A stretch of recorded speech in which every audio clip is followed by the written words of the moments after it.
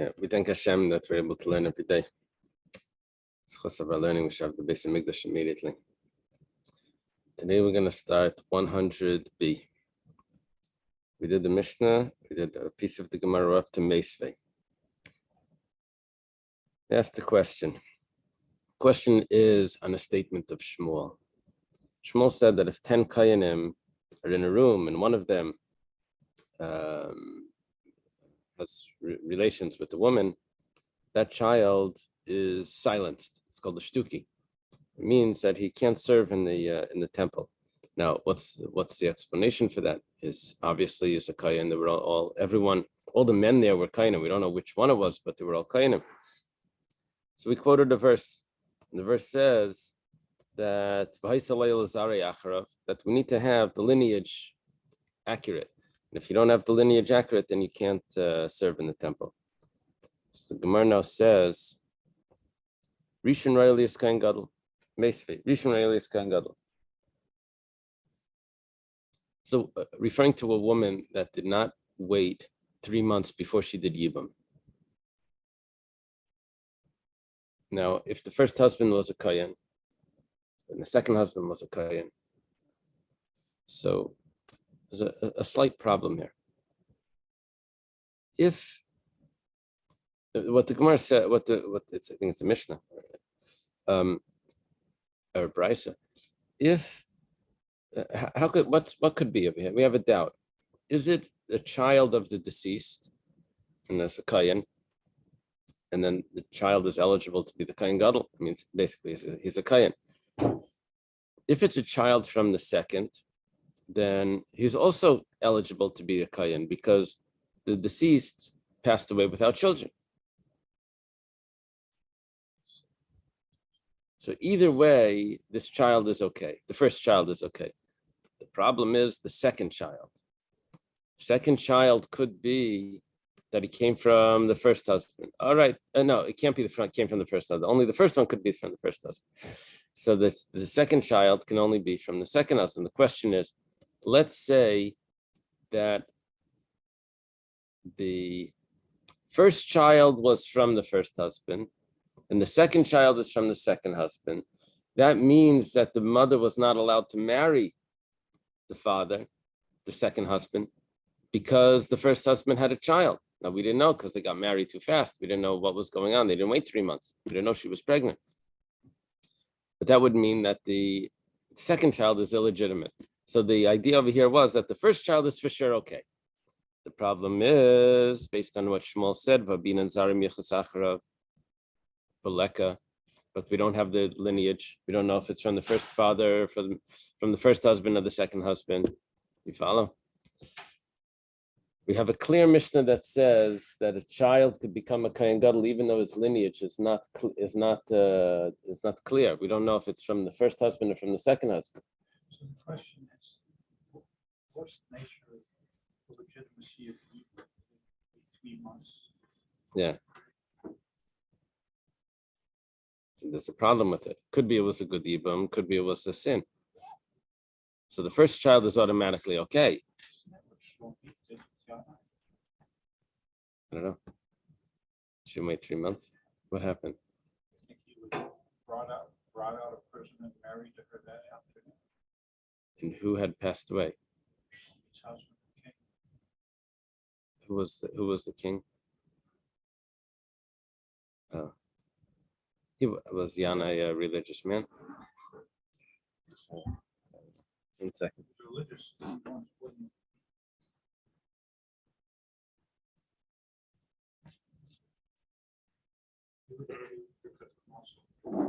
He didn't know how to do bench. Was that Yana that needed? Yeah, he needed the Shimon ben Shattach. Okay.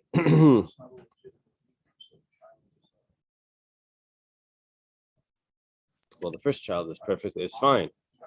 No, the first child is fine. The second child is a problem. Yeah. Rabbi, we're bringing this because of the first child, right, to show that the first showing child, that the first child is okay. But can't we say that, if the first child belongs to the deceased husband either way? So he is the father. So we know who the father is. Yeah, but maybe it's from the second husband. But the second husband is only in place of the deceased. So it's like, Yeah, that doesn't really work though, oh, okay. because then you're ignoring there's going to be so many rules that are going to get messed up like that. Let's say he has his own relatives somehow from a different mother.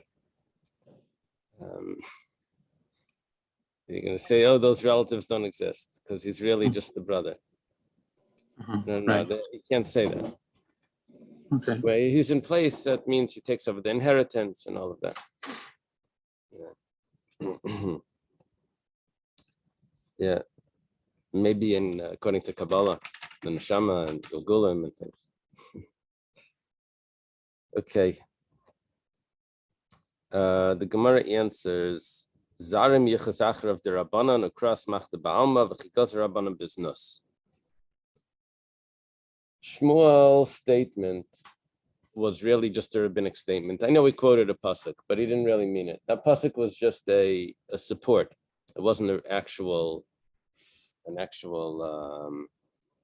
source that a kohen needs to be miyuchas, needs to have direct lineage. So when did the Rabbanan make this decree? Only if there was nus involved, only if there was licentious behavior. But not, this was a marriage, by a marriage, which is what we're dealing with in our case. She got married, she was married, and then the husband died, and then she got married again. That was okay. So the child could be a kohen. Okay, the Gemara says, in Baisnus there is a gzeira. Now we're going to get into a nice long question. But our Mishnah says, if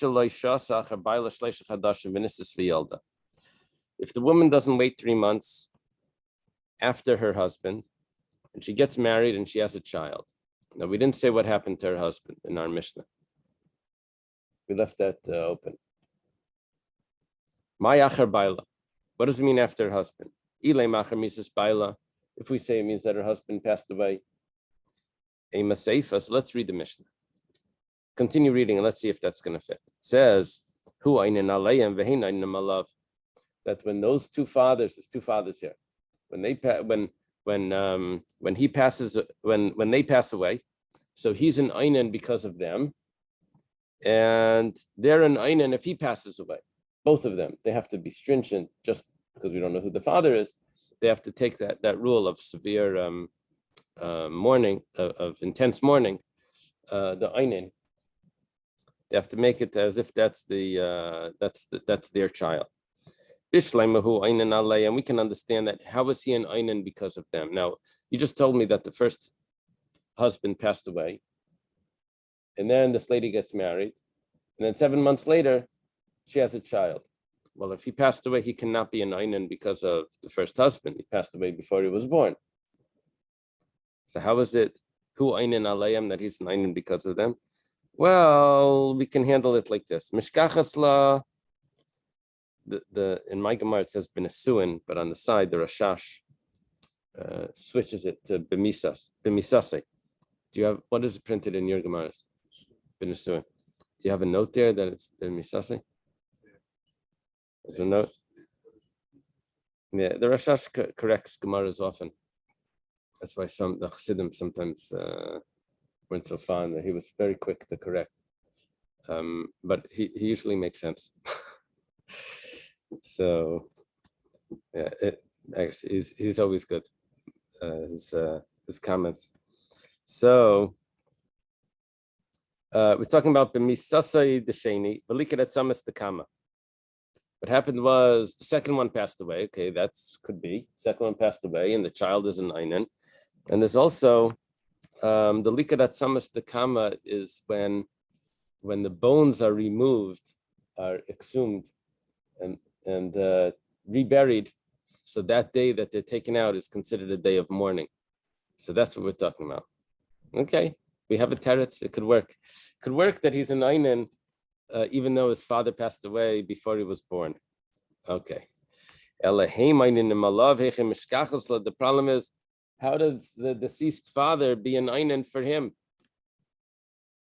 when he passes away? Father passed away before he was born. It's a problematic statement.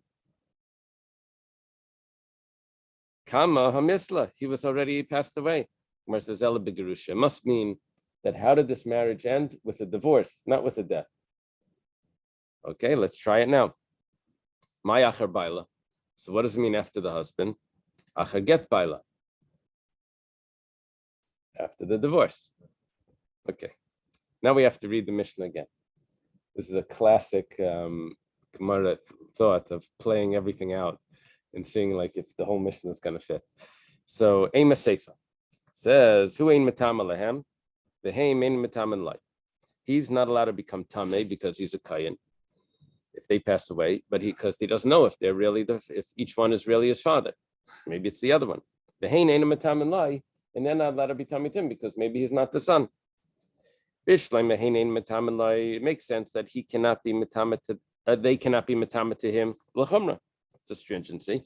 The kol chad v'chad malav breo because each one will say maybe it's not his son. But why can he not become tummy to them? Listen to this. I get it. He can't become tummy to the second one. Why? Because maybe it's not his father. Maybe his father's the first one, and he's a kayin. Ela l'rishon litmei mitlei mimanavshach. But for the first one, he should automatically become tummy to him. It means he should go to the funeral of the first father, the one that divorced the mother. Why?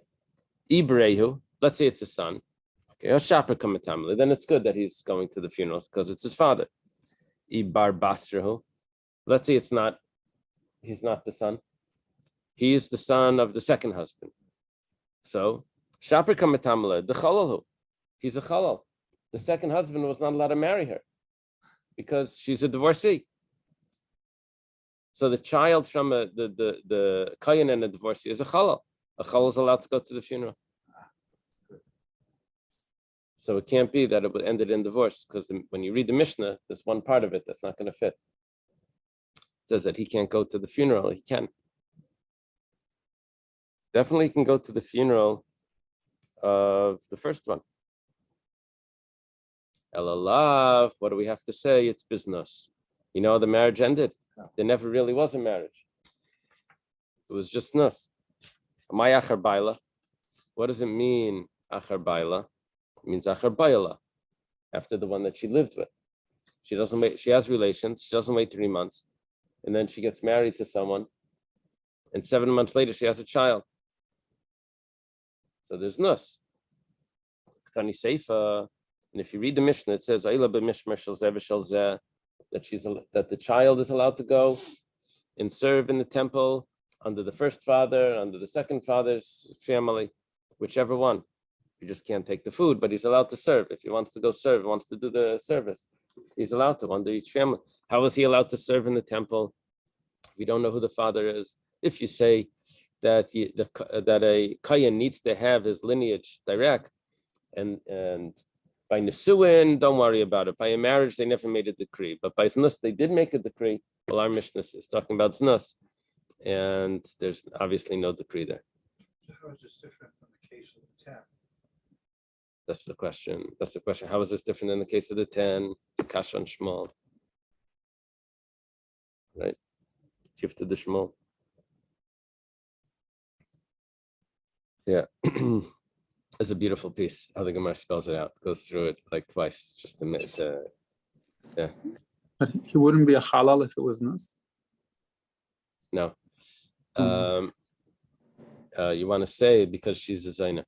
No, it could be we're following those opinions that hold that a zayna is only if she lives with someone that she was not allowed to marry, like a non-Jew or something like that. That would make her into a zayna. But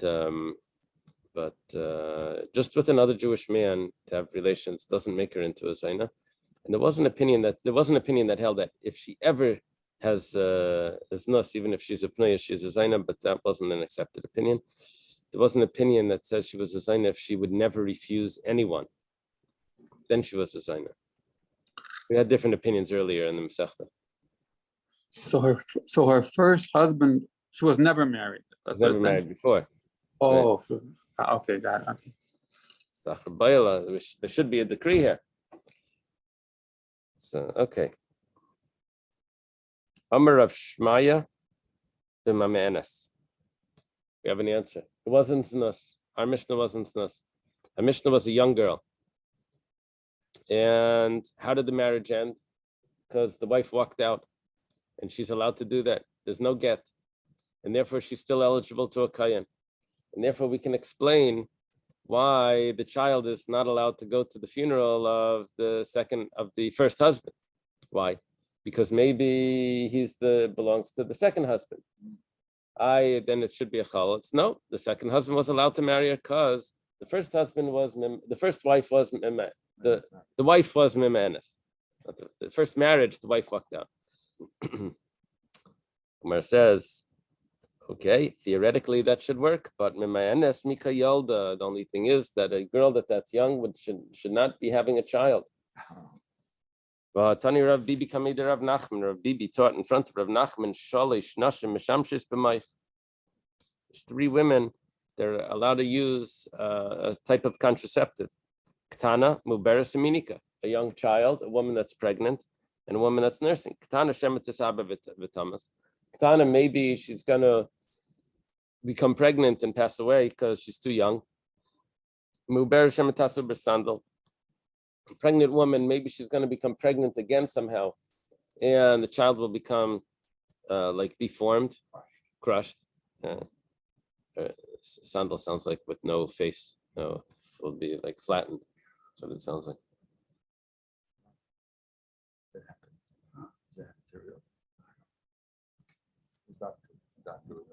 And Minika Shematigmalas Benaviyamas, and a nursing mother, she's also allowed to use a contraceptive because maybe she's going to get pregnant and the milk will stop and it will affect the health of the first child. So she's allowed to use a contraceptive. Well, let's go back to the child. How old is the child? It's bas achas esrei shana v'yom ad bas shtei mesrei shana v'yom echad. It's in between 11 and 12. Why only in between 11 and 12 does she use the contraceptive? Well, pachas mikan less than that, we have no problem. And more than that, we have no problem.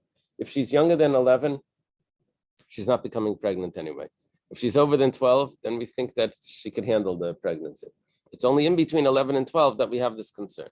When is she allowed to do miyan? Only before she's 12. Once she's 12, she can't do miyan. So basically, we're talking about someone that would really never be pregnant, either before 11 or after 11. And then it would be dangerous to her health. She's mishameshes b'mayich.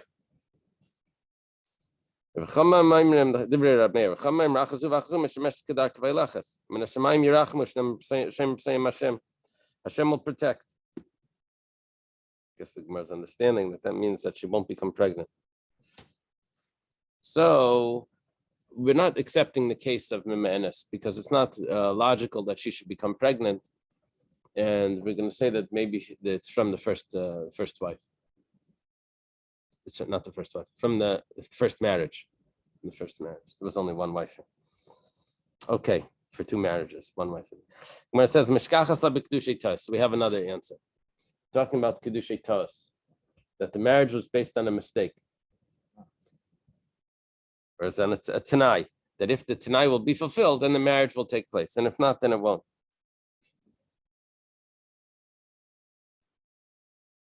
I thought we said that there's kedushin al tanai, but not nesuin on tanai.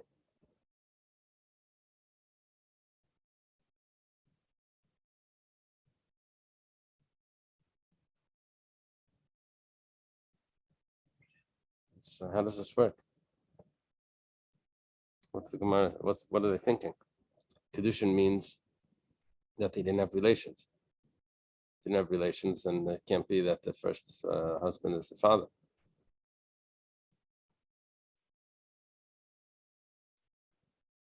I don't have the fancy notes in the Gemara. I just have Rashi and Tosfos. I don't have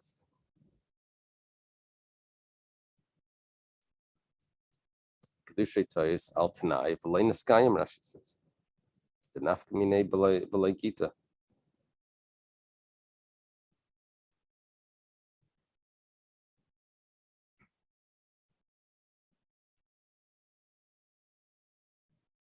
The Koran says that the marriage is nullified. I got it. I know the marriage is nullified. The problem is, how is the marriage nullified if she wasn't fully married? It's only kedushay tois. Rashi spells it out. I didn't realize. Rashi spells it out. Rashi says it is nus, but it's nus with marriage. She was betrothed, and then they had relations, and there's no knas on such a type of nus. It's with her own husband. You follow? It resolves the question. The marriage was al tanai, so she doesn't need a get. But she had relations with the man that she's betrothed to. Yeah. And that's how there's a doubt who the father is. And there should be no problem with the child being a kayan, because they didn't make a decree if there was marriage.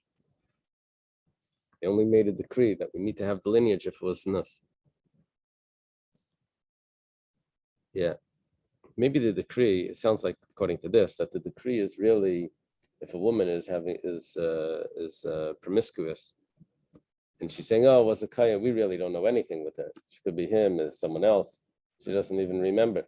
So, but if it's a znus that was with marriage, that was her husband, so then we know that it was someone that was designated for her, or she was designated for him. It's not like she's promiscuous, like with any random person. It's not snus. It's not. It really is nus, but it's not a type of nus that they made the decree.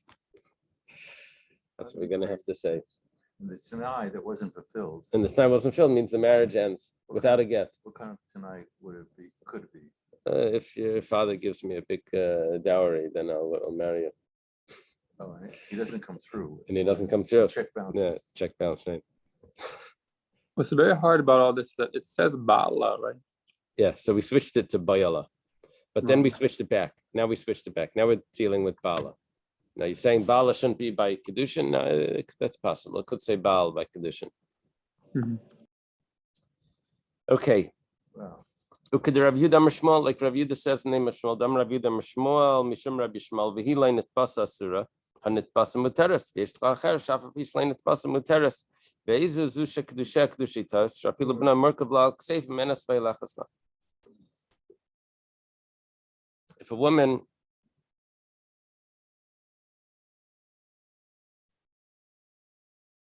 a woman is raped, so then she's still permitted to her husband. But if she's not raped and she has relations with someone, so then she's forbidden to her husband.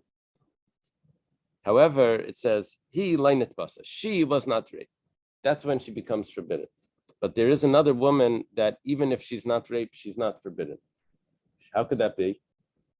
That there's she's not raped. No. If she's not raped, then she's forbidden to her husband. But there's an emphasis on if she is not raped, then she's forbidden to her husband. Sounds like that there's another woman that other woman, if she's not raped, is permitted to her husband. Someone else is permitted to her husband. So who could that be? We're talking about someone that had Kiddushei Tos, that the whole marriage was, and she wasn't raped. And she wasn't raped. I mean, she had willingly, she had this relations, but nevertheless, she could still go and marry whoever she wants because that marriage was never took effect. And she's permissible to that husband that never was married to her, and she's permissible to the other person. All the laws of an adulteress don't apply to this because she wasn't really married. Okay. Taisus points out that this pasuk is not a pasuk that's proving anything. It's just an asmachta, because pshita the lav kedushin. If there was a condition in the kedushin, I don't need a pasuk to tell me that the kedushin doesn't work. That it's obvious. If there was a condition in the kedushin. Yeah. That's what he said. Condition in kedushin. That's right. Yeah. That's right. Now we can remember that kedushins can have conditions. Okay. Dr. Stein would like that. Hayushneim Kainim, we're on top of 101.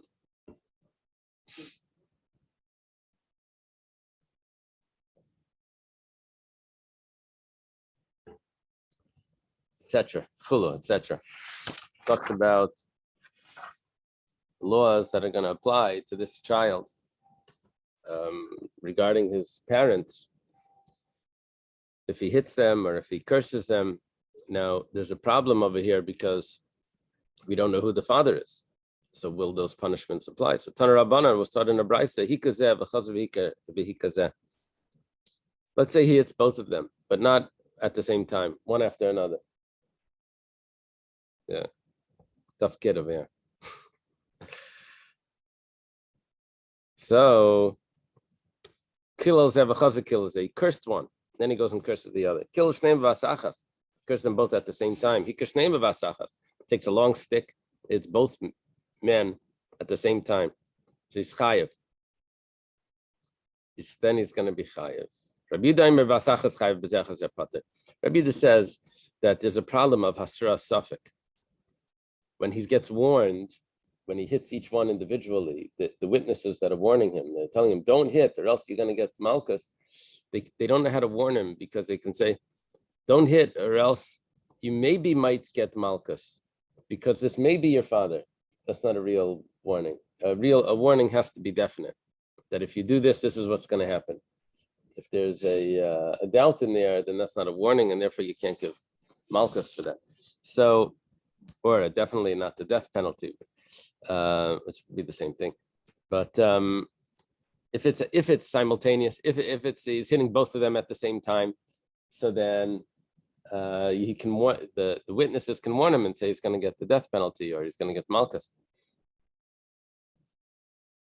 What's going over here?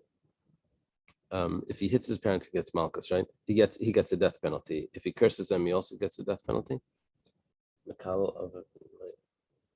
think it says the death penalty also. Yeah, so we're not dealing with malchus. We're dealing with capital punishment.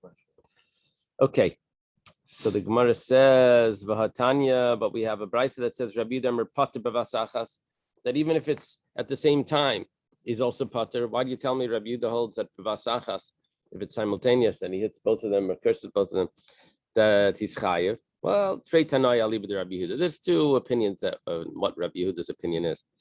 My time of demand the pater. What is the reason for the one that says that he's exempt? You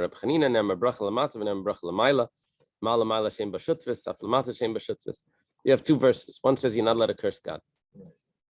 Another verse says not allowed to curse his parents. So just like when he curses God,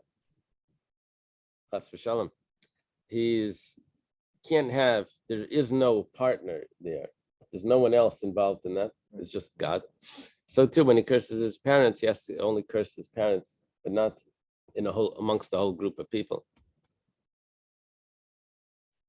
So it can only be his father, or and he doesn't know who his father is, so he did them both. So one of them is not his father, so it doesn't work. Interesting. And then we have a comparison between cursing and also hitting, that it's only going to be if he hits only his father, but if he hits someone else at the same time, then he's going to be exempt. Well, that's very interesting. According to this, you do something worse, he gets the punishment off. Usually you don't say this. Usually you say, if you do something worse, I think it's only get worse. But here not. He does things, curses two people. It could be a good trivia question. So mass cursing.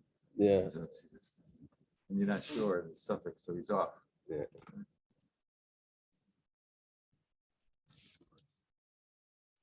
He upgrades his crime Right. in order to become innocent. Get off. Yeah. Bad strategy. Now we say Vayla b'mishmarei. Hold on. He can go up to serve in the temple under each mishmar. So what's he going up for? If he can't take any portions of the food, Gemara says lama. That's your question. Hamar binan the never mitzvah. He says I want to do a mitzvah. You never heard of doing mitzvahs?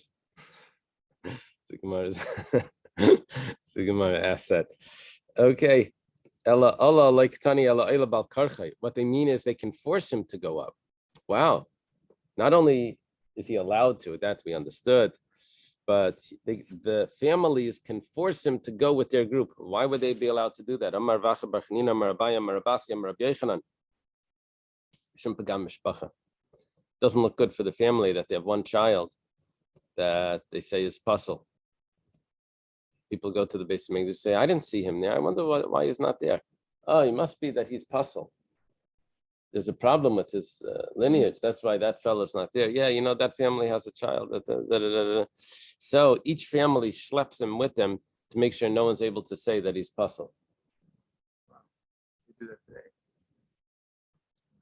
Oh, yeah? Not Figuratively. Make believe it looks nice. Yeah, put suits on them. And smile for the picture. Okay.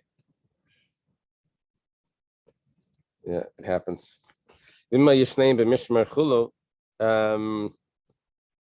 they're at the if they both have the same watch, then he can even partake of the food. When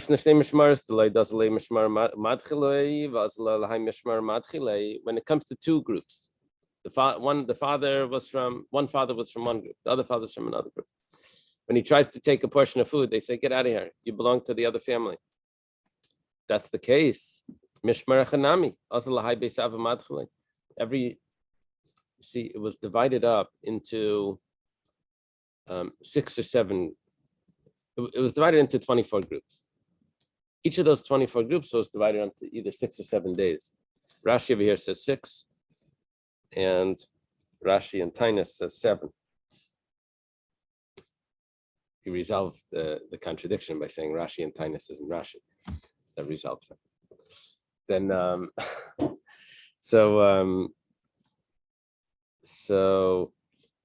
but when he goes on Monday to the group of the first husband, or whatever, they tell him, you don't belong today, you belong on Tuesday. Right. So why are you taking our food? Go to Tuesday. They have to come from the same group. They must have been like cousins or something. Yeah. They were like cousins probably, and they went from the same base out, same like grandparents. Okay. Then he can take a portion. They can't get rid of it. This day is Monday.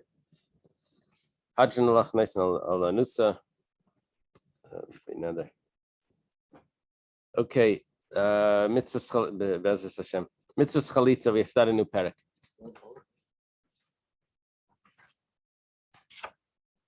Prakim are small here. The mitzvah of chalitza is b'shleisha dayanim. The mitzvah of chalitza is with 3 judges. Afilu shlashtin hadyatis, even if they're not judges, even if they're just regular people. So why do we say 3 judges? We'll have to wait for the Gemara for that. Cholza b'minal, if she used a shoe that's a soft leather, chalitzasa kshera. Yeah, let's discuss the chalitza first. What's going on? It says that they go up to the gate. There was a couple. The husband passed away without children, so they approach the husband's brother to do yibam or chalitza. If he doesn't want to do yibam, so they go up to the gate to the elders, and over there the person they ask him, "Would you like to take up the name of your brother?" He says, "I refuse." So the woman takes off the shoe that he's wearing and throws it. And she throws it, I don't know exactly, but and then she spits. She spits in front of him. And they say that this is what's done. No, the shoe is gone, yeah. And then that's on the cover. That's the shoe. And then they say such is done to the person that doesn't take up the namesake of his brother, and they call his house the house of the removed shoe, Beis Chalutzanal. So it has to be at the gate, it has to be in front of elders, it has to be a shoe, and she's going to have to spit. So, and then there's going to have to be some statements that are made. The statements are made in Hebrew. That was the Gemara in Saita. Ban Pilya, if they used the shoe that was cloth, chalitza psula, the chalitza is pasul. You have to use a leather shoe. A sandal sheish le'ekev, if it's a sandal that has a heel, that's kosher. Shein le'ekev, if it doesn't have a heel, then it's pasul. How does it not have a heel? I don't know. Maybe a heel means something thicker. I don't know. No, it doesn't make sense. Just the top? Is there such a thing that a shoe with just the top? Sounds funny. What does it mean without a heel? Just the front. Maybe it means just the front of a shoe. Maybe that's possible, just the front. Oh, So that has to have a heel. That picture, it's got to be a full shoe. Okay. Possible. Minar kuva lamata. There's different ways of learning this Gemara. The way Rashi learns it is that if his leg was amputated oh, and the shoe was put on below the knee, it was the leg, but it was amputated below the knee. So then it's going to be chalitza kshera. Minar kuva lamaila, if the shoe was put on from above the knee, it was amputated higher than the knee, then chalitza psula, then that's possible. Chalza besandal she'ein shalai, if you use someone else's shoe. Besandal shalaitzer, if it was a clog, like a wooden shoe, but she'll small be a minute, she put the wrong side, a left shoe on the right foot. Chalitza kshera, then it's kosher. Chalza begadol sheyachal alach by. Let's say the shoe was too big, but he could still wear it. Or if it's a small one, but it nevertheless covers most of his leg, I guess it would have to go up. Raglai means his foot or his leg. I don't know.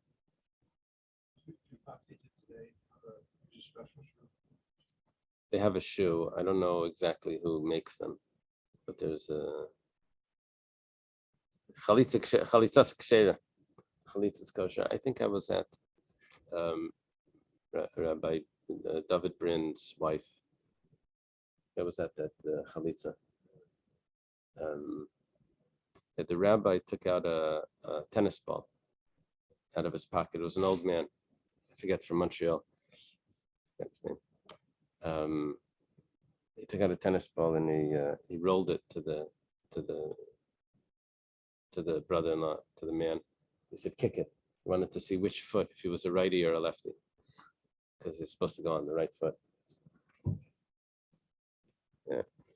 and then he kicked it with a. Yeah, foot. he was checking. Obviously, they must have had a conversation before, but they had to check that.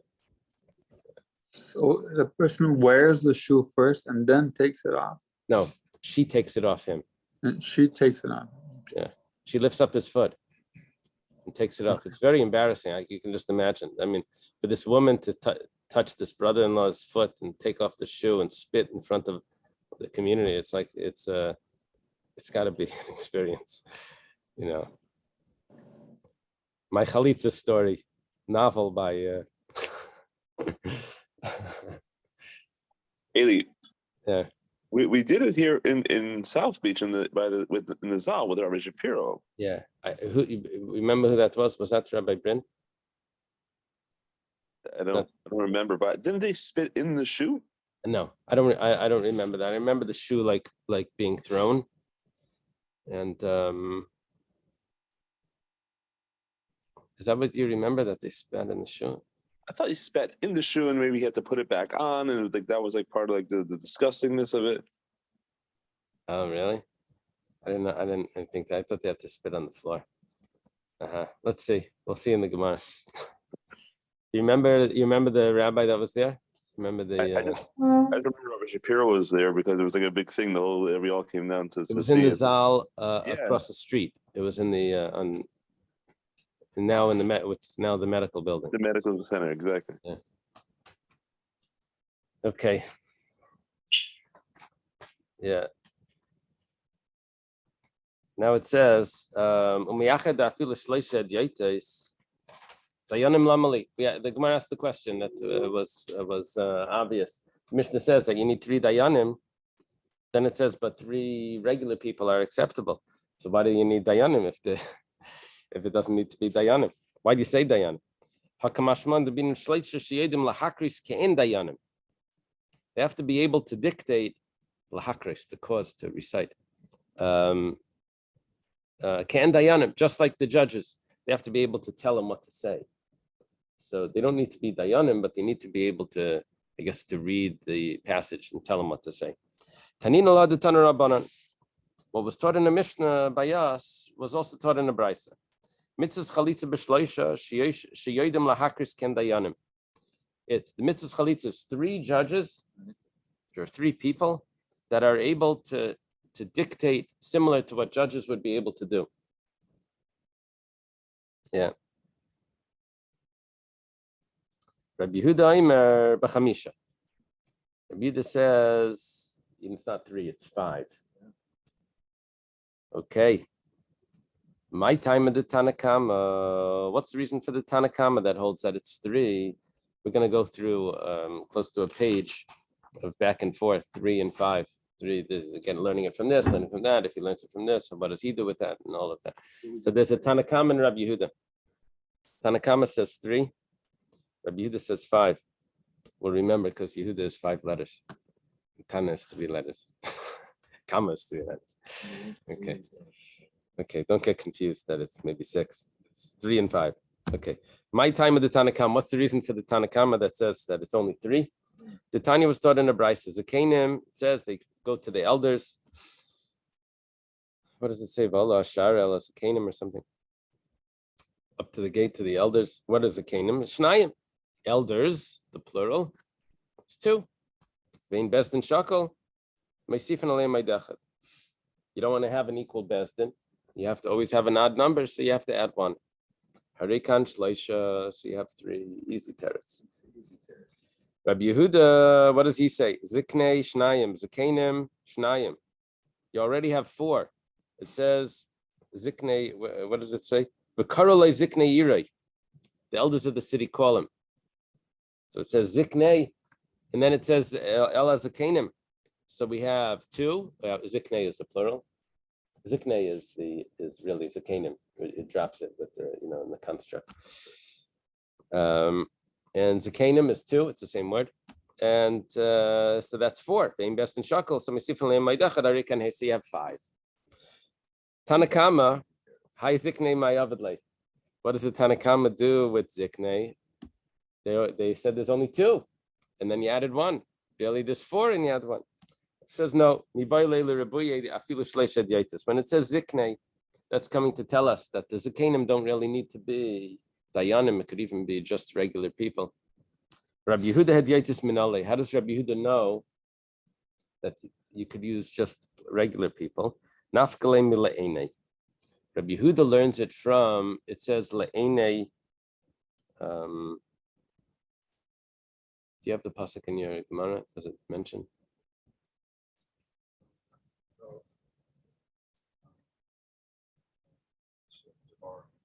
What does the pasuk say? Laini as a kanim. V'nikshay laini as a kanim. Okay.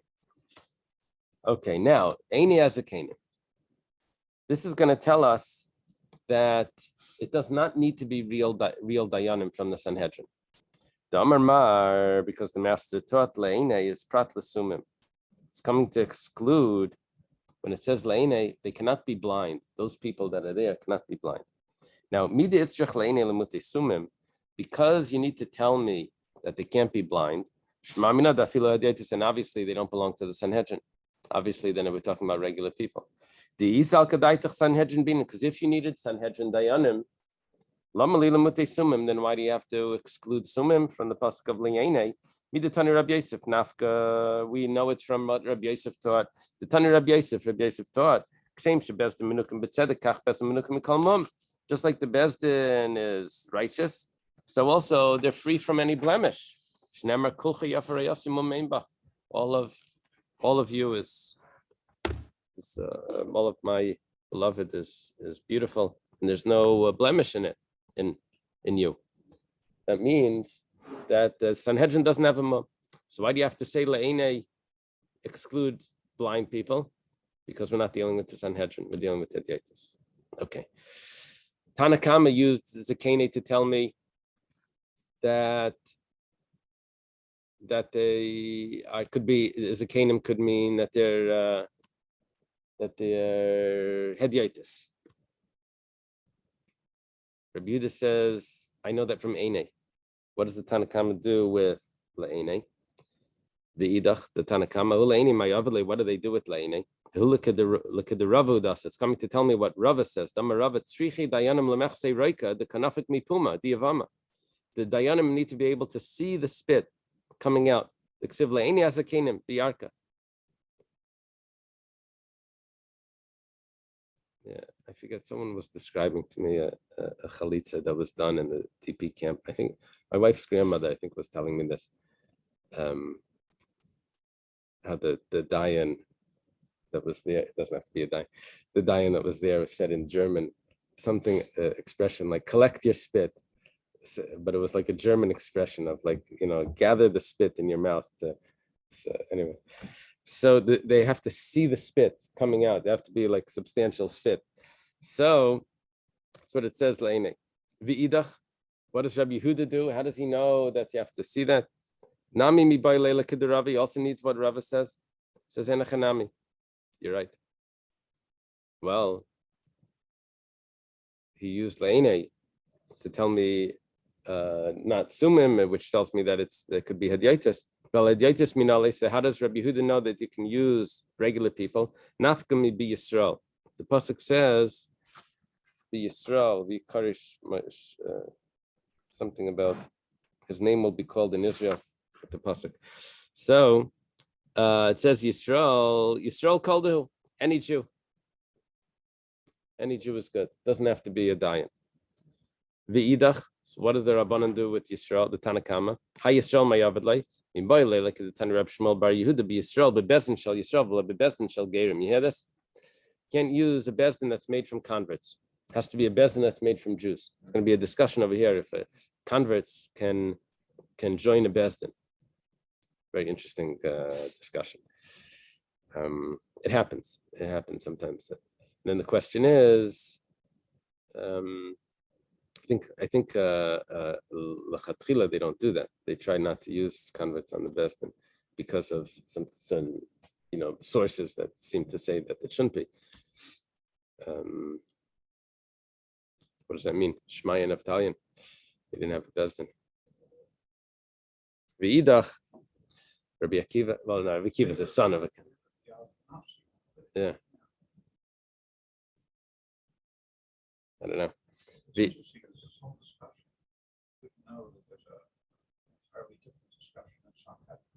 About this, about a bestin of Gatum.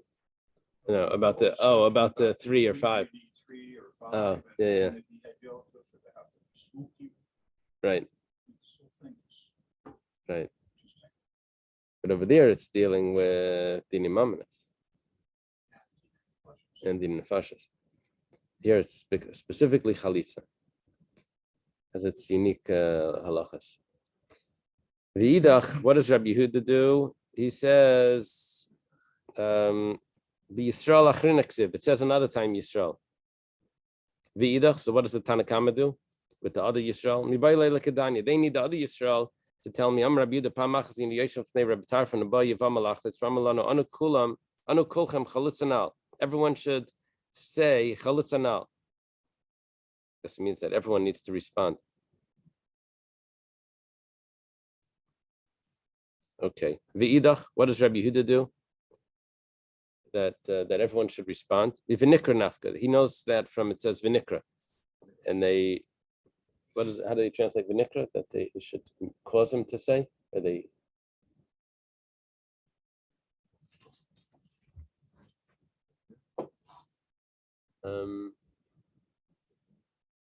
He derives shall be called.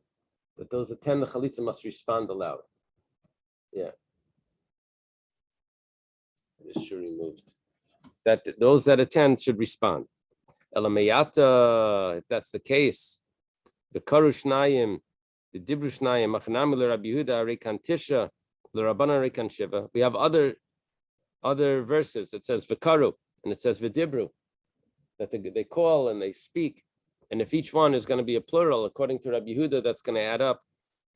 He already had 4, plus another 4 is going to be 8, and we're going to make it not even. We're going to make it odd, so it's going to be 9. And according to the Rabbanan, it's going to be, we're holding at 3 plus 4, or really 2 plus 4, 6. It's going to be 7. It says, Ahumi Baile Lakadetanya. That's another brisa that's teaching me other things. It says, Vakarulai, they called to him to come, without a messenger. Not their messenger goes. They actually have to call him. Vidibru 11, they speak to him. Malamichim Asimle, it's again a slight. What do they speak to him about? They tell him advice. Shema Yehu Yeled V'Hizakena. Let's say he's a young child and she's an older woman. Hu Zakin V'Hu Yalda. Let's say he's an old man and she's a young woman. I'm like Malachitzel Yalda, Malachitzel Zakena. What are you doing marrying this? Don't do Yibam. They advise him to do Chalitza. Kalachitzel Shekamaischa. Go away to people that are like, pick on your own, on your own type. Don't get into a marriage. It's just going to be fighting of the different ages. Amar Rava says, Amar Rav Nachman, halacha chalitza b'shleisha. Okay, let me leave it up here by Amar Rava. Let's stop right there. We'll stop there. We'll continue tomorrow. Be'ezer Hashem. Okay. Shkeach, thank you so much. Beautiful share.